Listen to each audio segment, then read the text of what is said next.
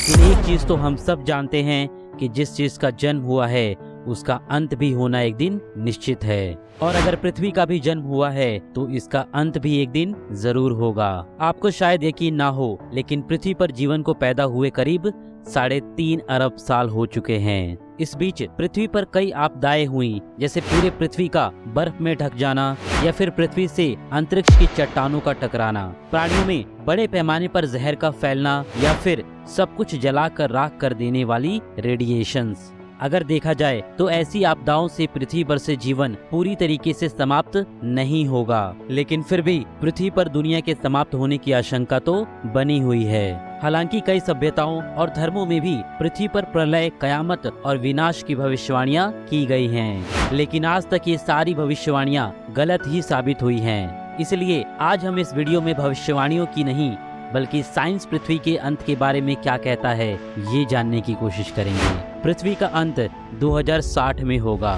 Father of modern science के जनक Newton के अनुसार ये दुनिया 2060 तक खत्म हो जाएगी। न्यूटन ने ये बात ऐसे ही नहीं कही थी, बल्कि इसके पीछे भी एक तर्क था। गति के नियम के तमाम फॉर्मूलों का आविष्कार करने वाले न्यूटन ने 1704 में एक नोट लिखा था। उस नोट में लिखा था कि पृथ्वी पर एक ऐसा समय आएगा जब पृथ्वी के घूमने की गति बिल्कुल बदल जाएगी, जिससे दिन और रात आधे हो जाएंगे और 2060 आते आते पृथ्वी पर समय बिल्कुल खत्म हो जाएगा। यानी इस दुनिया का 2060 से आगे बढ़ पाना बहुत ही मुश्किल है। अब न्यूटन की इस बात में कितनी सच्चाई है ये तो वक्त ही बताएगा। वैज्ञानिक मान्यता। कई वैज्ञानिकों का ये मानना है कि आने वाले टाइम में एक ग्रह पृथ्वी के काफी नजदीक से गुजरेगा और अगर इस दौरान उसकी टक्कर पृथ्वी से हो गई तो पृथ्वी को खत्म होने से नहीं बचा पाएंगे।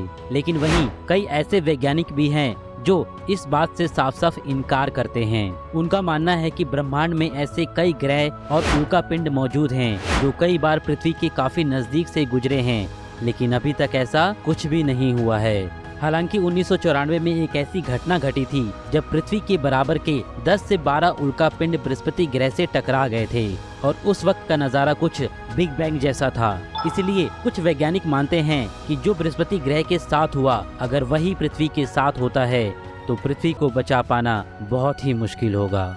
ज्वालामुखी से तबाही।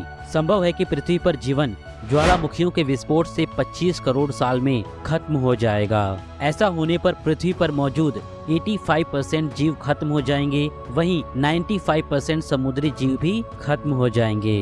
1816 में इंडोनेशिया में स्थित माउंट अम्बोरा नामक ज्वालामुखी के फटने से भारी तबाही मची थी। इसकी वजह से 1.5 लाख लोगों की जान चली गई थी। सोचो अगर एक ऐसा ही सुपर वोल्केनो फट जाए तो पृथ्वी पर तबाही का आलम क्या होगा।